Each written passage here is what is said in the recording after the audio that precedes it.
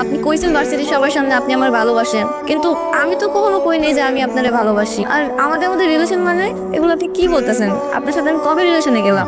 যদি কিছু নাই থাকে এই ঘোরাফেরার মানে কি? প্রত্যেকদিন দেখা করার মানে কি?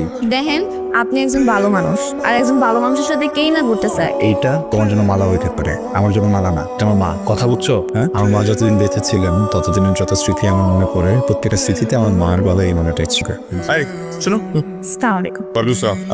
ওর সাথে প্রায় দেখা হয়, কিন্তু কত কথা দেখা হলাম যে কথা বলি। আমি বিকে প্রীতম স্যার লিখে দুলনা করলে তুমি ফার্স্ট ইয়ারে করো, তোর ডিপার্টমেন্টের সিন স্টুডেন্ট খুব বেশি ভালো না, আবার খুব বেশি খারাপ না, সিজিতে ভালো, নিজে নিজে পরীক্ষা দিই, তাহলে কত।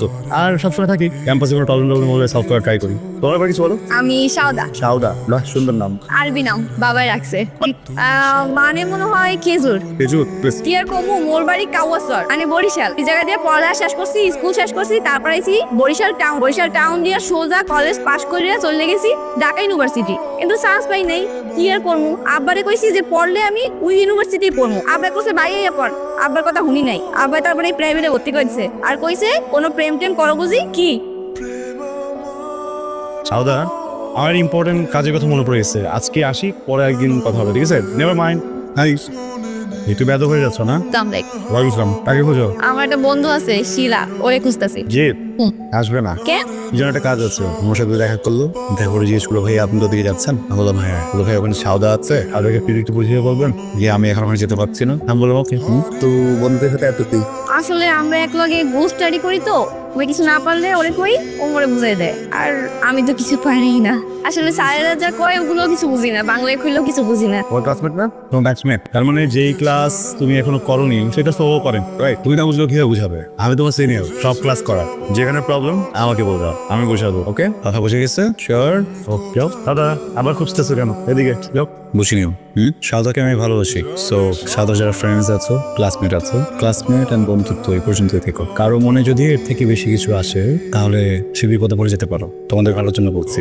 আর তারপরও কেউ যদি সাউদাকে ভাবি মনে করে ওর সাথে বসতে চাও, ওর সাথে কথা বলতে চাও, ওর সাথে ফ্রেন্ডশিপ করতে চাও, ওর সাথে বন্ডিং করতে চাও, প্রবলেম নাই। ওকে ক্লাস এনজয়। সাদা জব আছে পড়তে শুনিস? মন চাইতেছে না। মন চাচ্ছেন কেন? ভালো লাগতেছে না আজকে। ভালো লাগতেছে না? ওকে, আমি জানি কিভাবে ভালো লাগবে। কেমনে? কি কেমন লাগতেছে? এদিক ওদিক করতেছো কেন? কেমন লাগতেছে এটা বলো। হ্যাঁ, ভালো লাগতেছে। আচ্ছা, বাই এনি চান্স তুমি কি ফ্যামিলিকে মিস করতেছো? ও, তাহলে তো আসলে তোমার একদমই ভালো লাগতেছে। দেখো এখন যদি তোমাকে পৃথিবীর বেস্ট জায়গাটা তুমি নিয়ে যেয়ে তোমার ভালো লাগবে না। বাবা মার জায়গা আসলে বাবা মার জায়গায় ঠিক নিতে পারবে না। আম সরি, বুঝি নাই। আচ্ছা, আপনি মানুষটা এমন কেন? কেমন? পুরাই উল্টা। আমি যদি ডাইনাট হই আপনি বাদ, আর আমি যদি বাদ হই আপনি ডাইনাট। বিকজ এটা বিউটি, জানো? মানে তুমি আর আমি দুজনই যদি ডান হাত হতো আমরা তো আমার ভাই বোনের যেতাম না। শোনো, দুইটা একই রকম মানুষ একসাথে থাকা মানে কি জানো? মিরর। আমার মনে হবে আমার পাশে আমি বসে আছি, আমার মনে হবে আমি আমাকেই বিয়ে করতেছি, আমার মনে হবে আমার যে বাচ্চাটা হয়েছে সেটা আমিই হয়েছি। কোনো নতুন নতুন নাই তো, এবার তো জীবনটা বোরিং হয়ে যাবে না? মানুষের কখনো একদম সিমিলার পার্সোনালিটি মানুষের সাথে ঘোরাফেরা করা উচিত না, বুঝছো? হ্যাঁ, বুঝে গেল? আচ্ছা, আপনার গলার ওই মালাটা মাইয়াগো মতো সারাদিন পরে থাকেন কেন? কেমন সিনাই? সাদা, তোমার জন্য ফার্স্ট অ্যান্ড লাস্ট ওয়ার্নিং। আজকে এই কথাটা বলছি, কথাটা কোনদিন বলবা না। এইটা তোমার জন্য মালা হইতে পারে, আমার জন্য মালা না। এটা আমার মা, কথা বুঝছো? হ্যাঁ, আমার মা যতদিন বেঁচে ছিলেন ততদিনের যত স্মৃতি আমার মনে পড়ে, প্রত্যেকটা স্মৃতিতে আমার মার গলায় এই মালাটা ছিল। যেদিন আমার মা আমাকে চলে গেছেন এরপর থেকে এটা আমার গলায়, কখনো এটা কথা বলা। হ্যাঁ, বুঝছো? সরি। আম সরি। তো জানো না কিছু, আমি কেন যে রিয়াক্ট করলাম, তো মনটা খারাপ। মন ভালো করার জন্য না এখানে একটু উল্টা করে ফেললাম। এই কি খাওয়া বলো না? আপনি যেটা খাইবেন ওটাই। Excuse me.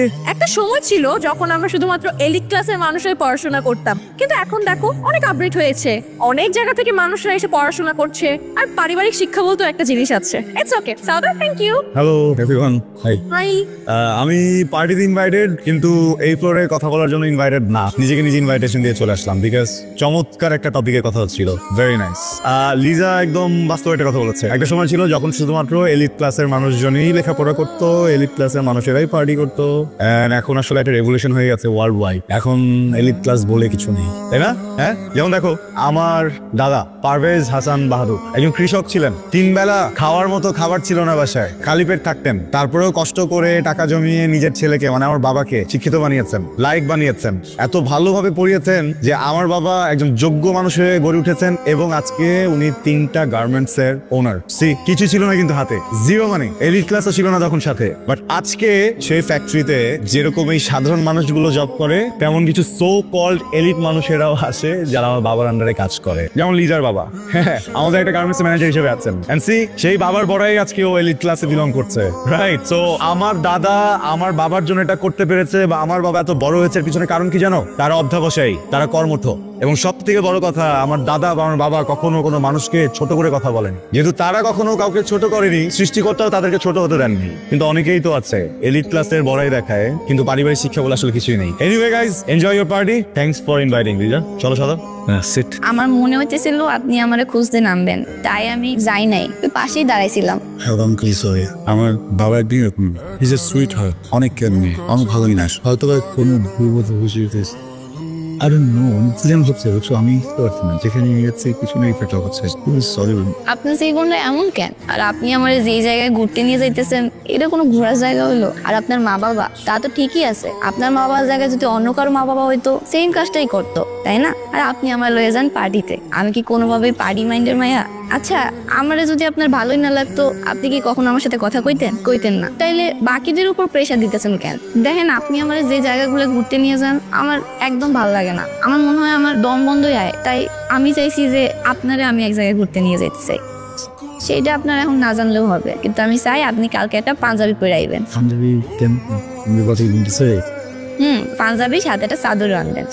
আমি চাই না এই ঠান্ডার মধ্যে আপনি পাঞ্জাবির উপর জামফার পরেন, আমার একদম ভালো লাগে না, গুন্ডা গুন্ডা লাগে। তাই চাদর নিয়ে আইবেন, জামফার। তাহলে এখন আমার একটা রিক্সা করে দেন, 80 টাকা।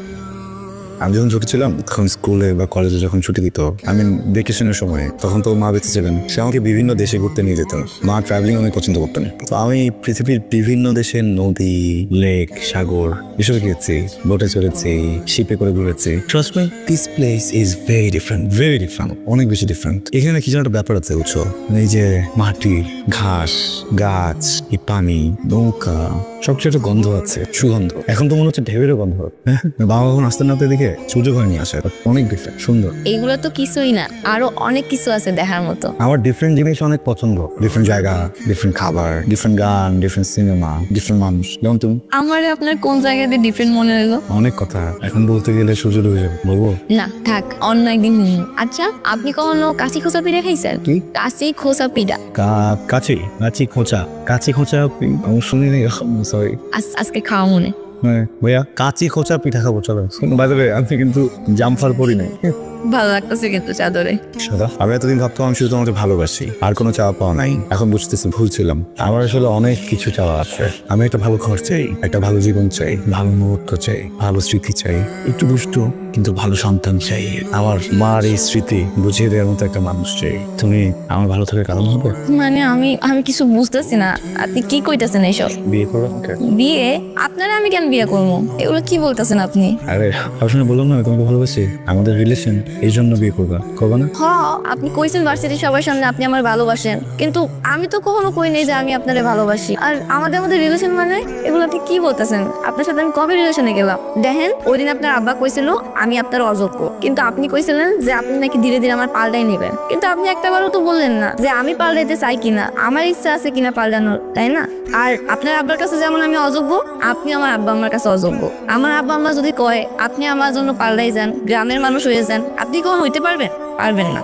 বলতেছো তুমি? দেখো প্লিজ, আমার বাবাই কথা বলতে যদি তুমি আপসেট হইতে পারো, সরি। এইটা কোনো লজিক হতে পারে না, তাই না? যদি কিছু নাই থাকে এই ঘোরাফেরার মানে কি? প্রত্যেকদিন দেখা করার মানে কি? দেখেন, আপনি একজন ভালো মানুষ, আর একজন ভালো মানুষের সাথে কেই না ঘুরতে চায়, কেই না চলাফেরা করতে চায়। একটা ভালো মানুষের মধ্যে যা যা গুণ দরকার সব আপনার মধ্যে আছে। আমি এই জন্য আপনার সাথে ঘোরাফেরা করছি, আপনি যেখানে বলছেন সেই জায়গায় গেছি। কিন্তু আপনি এখন যেগুলো বলতেছেন এগুলো ছোট মন মানসিকতা মানুষের মতো না। একটা ভালোবাসার মানুষের মধ্যে যা যা থাকা দরকার, আমি যারা ভালোবাসবো তার মধ্যে যা যা থাকা দরকার, এগুলো কিছুই আপনার মধ্যে নাই। আর